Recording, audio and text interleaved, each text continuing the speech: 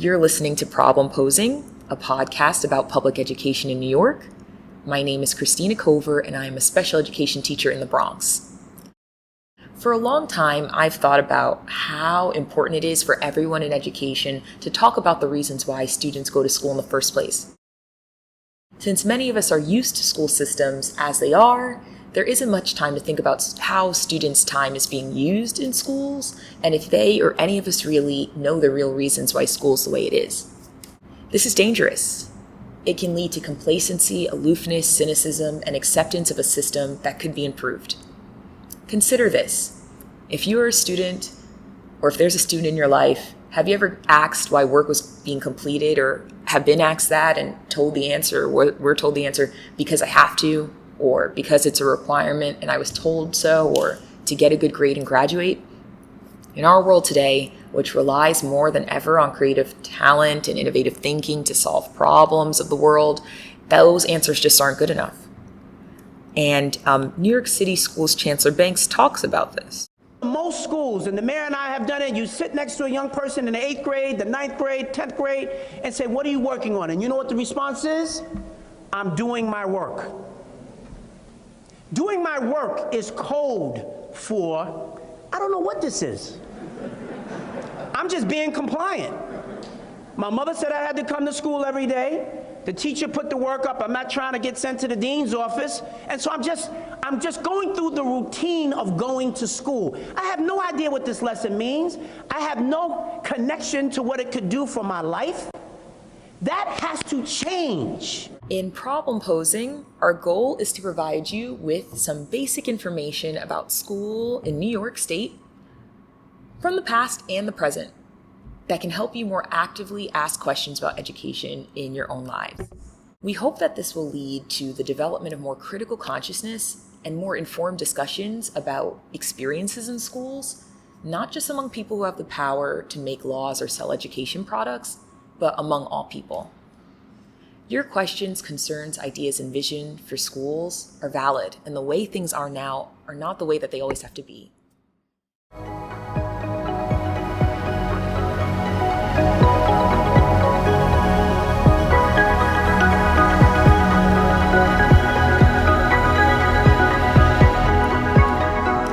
Welcome. Good morning, good afternoon, good evening to you, wherever you are. Please take a seat or stand, wherever you are right now is fine. Welcome to our first class. You want something to write with and write on today, and as you see, we've got a lot of information to discuss. Welcome to problem posing. Here's some information about today's class. Here's some information about me. You can follow this podcast on Twitter. Here are also the community agreements for our time together today. Be fully present in class, as present as you can be where you currently are. Assume best intentions of our class, yourself. Call in, not out. And here's our learning target for today: to initiate and participate effectively in a range of collaborative discussions with diverse partners on complex topics, texts, and issues. Express ideas clearly and persuasively, and build on those of others. And that's speaking and listening, grades 9 through 10.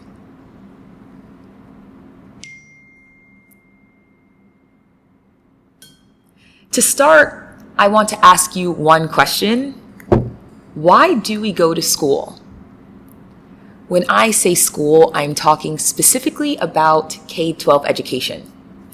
This might have been, or still might be, a question you've asked yourself many times, maybe at the end of the summer, or early mornings, when you think they should have called a snow day, but they didn't. But have you ever paused to truly think about this? Why do we go to school? I invite you to write down as many reasons as you can, wherever you want to write them. If you have Twitter, you can post your responses there with the hashtag problem posing, or not.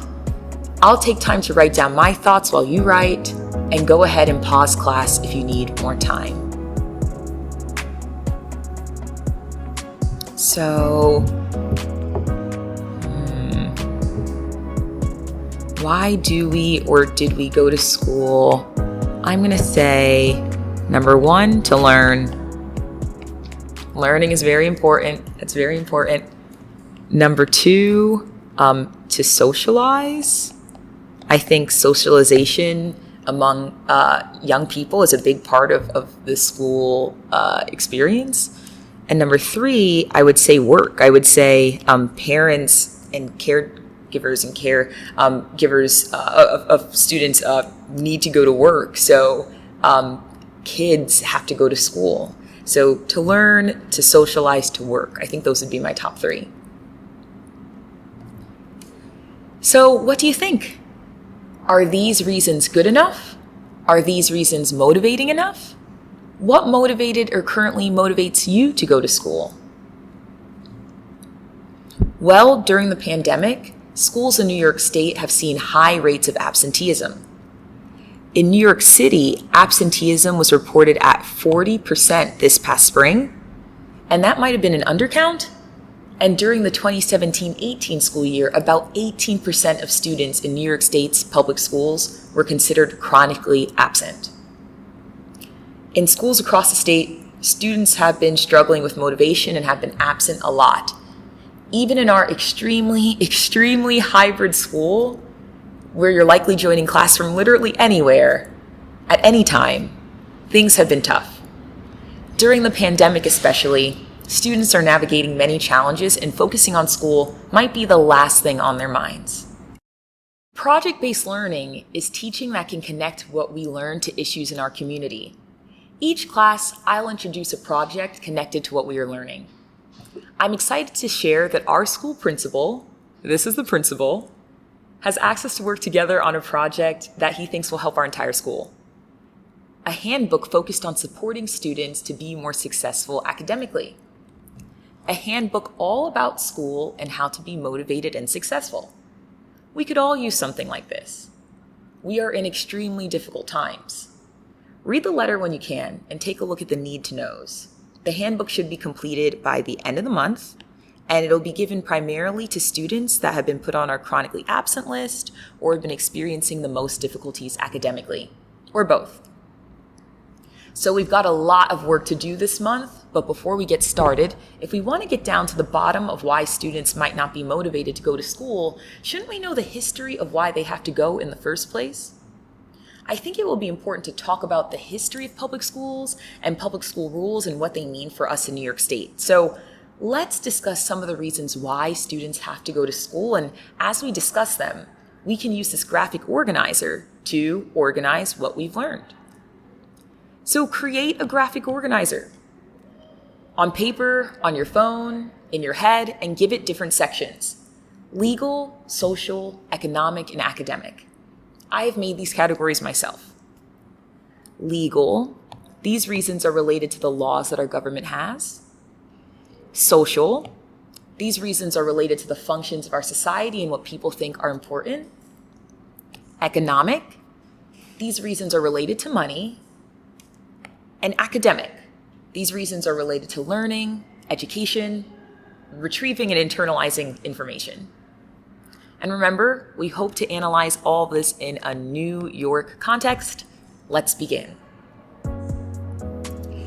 First, let's review some words from New York State Education Department Commissioner Betty Rosa explaining why it's important for students to go to school and succeed in school. If you do not know who the Commissioner of Education is, we will get to that in another episode. Dr. Rosa has said, "We have an obligation under the law to ensure all students receive an education that enables them to fulfill their potential and teaches them the skills and knowledge needed to contribute to society and participate in civic life." Next, let's listen to the words of Chancellor David Banks discussing the importance of going to school. If you do not know who the Chancellor is, more information is on the way about who the Chancellor is too. He has said, "Far too many of our kids are going to schools day in and day out, and going to what I call a schooling experience, but not necessarily being truly educated. And being truly educated means also understanding what the light at the end of the tunnel looks like. You know, what does the 21st century economy represent? It's a fast-changing global economy, and our kids need to know that and they need to know what are the skills that should be developed so that they can take their rightful place. Whether they go to college when they graduate or not, they ought to be able to have the skills, certification, industry credentials, and a clear post-secondary path for themselves. And that entire quote can be found online. And I have sources for all of the information that we're discussing today. So let's start with the legal. The reasons why you can't or couldn't stay home all the time from school, even if you felt like it. Public schools began in the mid-19th century with the idea of common schools. These were funded by property taxes, charged no tuition, was open to all white children, was governed by local school communities, and was subject to modest state regulation. America's school system is modeled after the system in 18th century Prussia. The Prussian king, Frederick the Great, envisioned the system to be one where there is a productive and obedient working class of competent factory workers. America's system of education, created in the early 19th century, is squarely taken from the model in Prussia because America did not have their own system of education. A lot has changed since then, but the origins of the system and the largest influences of the system has stayed the same. Now, education is not mentioned in the Constitution of the United States, but the 14th Amendment is usually viewed as a way to demand equity in education when there is an injustice. It is a states-based issue. Massachusetts was the first state to require kids to go to school, and that was in 1852.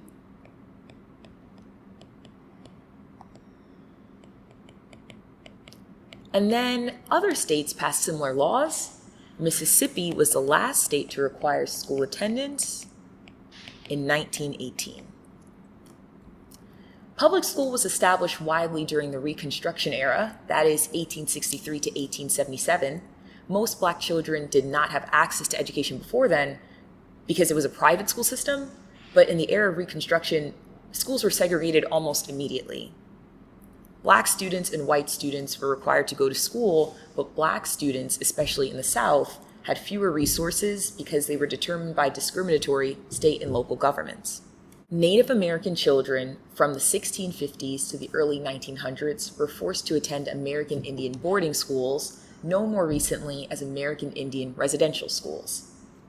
The Civilization Fund Act of 1869 was passed by United States Congress to try and encourage what they called the civilization process. In these schools, the children were taught to give up their Native American culture, including their language and religion, and receive a Western education. They were immersed into European culture. These schools were harsh and deadly for some students.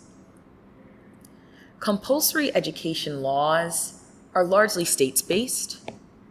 There have been many lawsuits throughout the United States that have challenged what it means to receive a compulsory education, and this education by law must meet the demands of reasonableness. It must be reasonable to be required to go to school, and more information about that is online and sources will be provided. In New York State, students are required to attend school from ages 6 to 16. Free education must be offered to students starting at 5 years old at a minimum.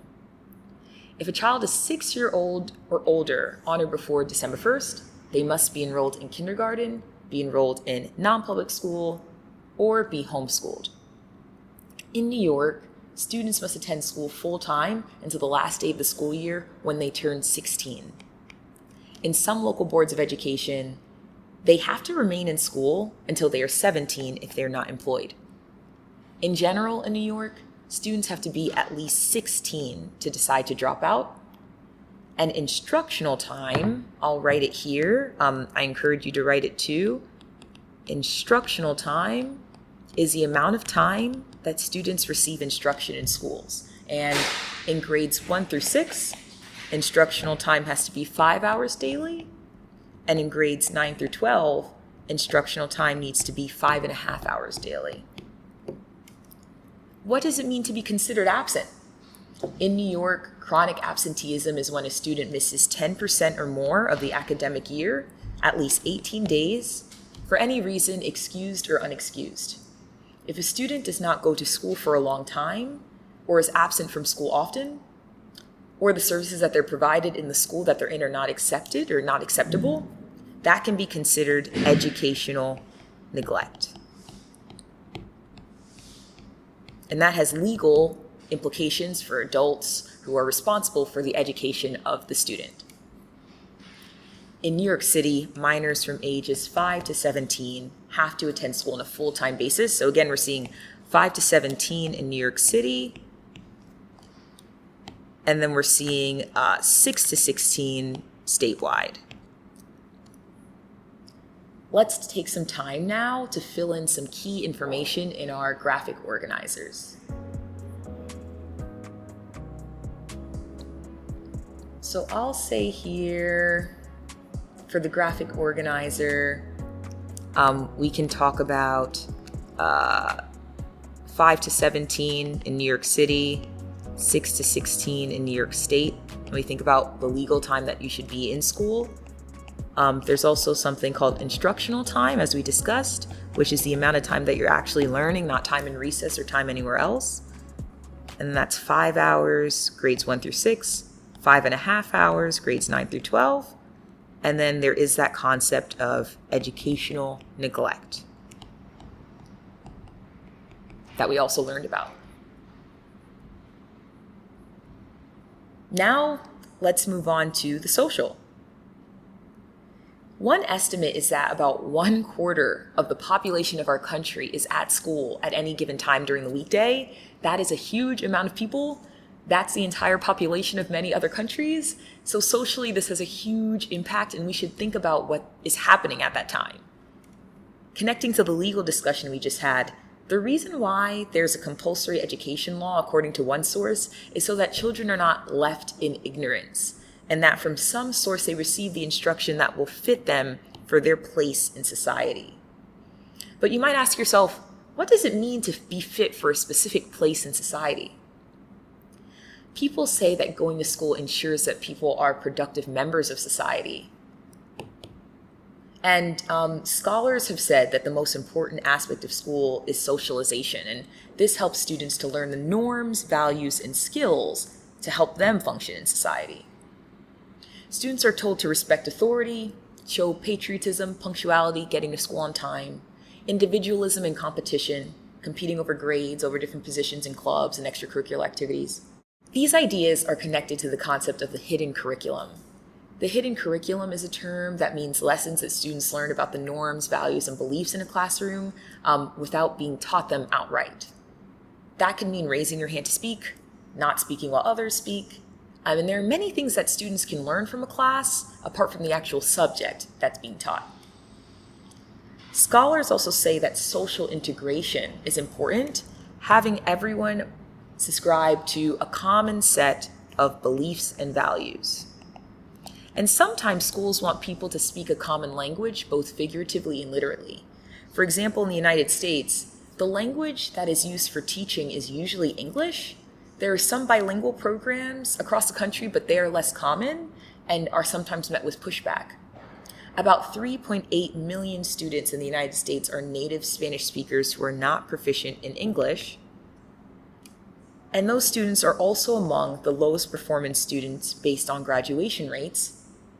However, there are still many debates about incorporating other languages like Spanish into teaching outside of Spanish class. In 2017-2018, there were 272,292 multilingual learners in New York State, about 10% of all students. And in 2020-2021 in New York City, there were 369,000 students with a primary home language other than English. That is around 42% of New York City students. Social placement. When students are identified as bright and motivated, or less bright, or educationally challenged. This is also something that might be a social aspect of school, but it then determines how they are taught based on what's deemed most appropriate for them, and is also called tracking. It has been criticized lately, and it might be another aspect of the social component of school. Let's now take some time and go back to our graphic organizers, add some notes, and write what you've learned so far about the social reasons why students might have to go to school. I'm going to put social integration. I'll put hidden curriculum. And I'll put tracking as some of the reasons why students are told to go to school. Next, the economic. Because students are in school throughout the day, parents and caregivers can go to work. When students have education, they can grow up to get jobs that pay more, to then be able to pay more taxes, move to areas that generate more tax dollars for the school, schools that have more funding than others. That's a whole nother story. Educated workers make the economy more productive. And when people talk about school, they talk about the future of the economy, some people. Increased education leads to more labor market earnings. And this is why many people, want students to go to school so they can get a good education, go to college, and get a high-paying job and contribute to the economy. New York State spends the most money on public education in the entire country. However, students do not achieve the scores on reading and mathematics assessments that researchers believe that they would based on the funding. And additionally, a racial wealth gap remains among college graduates. Black college graduates earn less than white college graduates and carry more student debt on average. Let's go ahead now and write a couple notes down about the economic reasons why students are told to go to school. I'll write down labor market earnings. I'll write down, economy is important. Economic growth, I'll put maybe economic growth. And then I'll also put racial wealth gap as something that we see even as so many people are told that school would address this. Finally, the academic. In New York State, there is a regulation that requires all students to be provided an opportunity to receive instruction in order to achieve the New York State learning standards. Patriotism, citizenship, lessons about addressing any harassment or bullying in schools, history instruction, health education, and other subjects are all required by New York State law, and there's a lot of information about what that law requires for education in the state online. Though it seems normal that all students in New York State are required to read and learn how to be literate, this was not always the case. In the United States, there were laws that prevented Black people from reading. These laws were passed between 1740 and 1834. The United States is the only country in the history of the world with a history of anti-literacy laws. What we learn in schools is important. We have the opportunity to acquire knowledge, and learning is important. The subjects that we learn in school apply to real life, but school is real life. So if you're feeling like what you're learning you won't use in real life, what does that mean for how you're spending your time now if you are or were a student? Okay, go ahead now and finally add some notes to the academic section of your graphic organizer. I'm going to put state law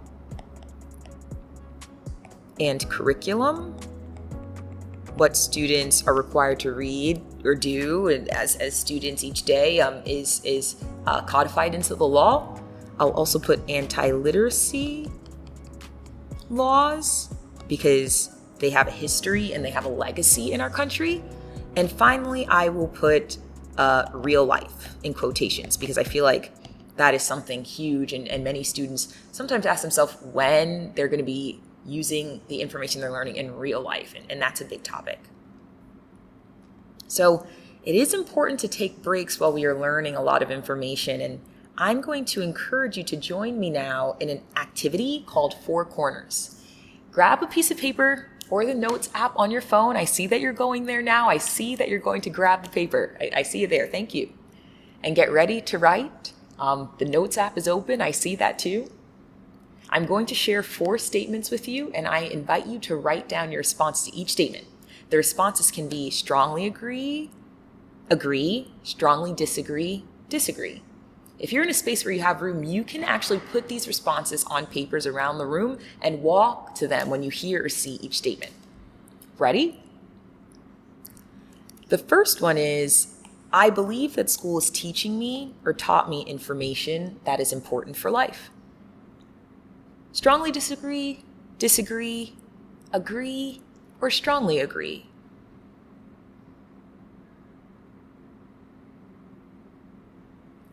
The second one is, I understand why I have or had to go to school and feel like my work has or had meaning. Strongly agree, agree, strongly disagree, disagree. Number 3, I think that what I'm learning or had learned in school will help or helped me succeed. Strongly agree, agree, strongly disagree, disagree.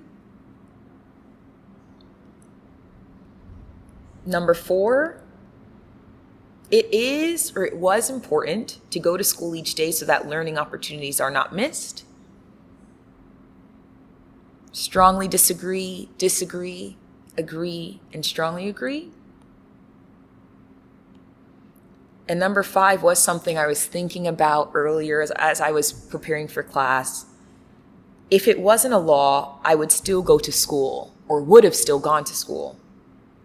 What do you think? Strongly agree, agree, disagree, strongly disagree.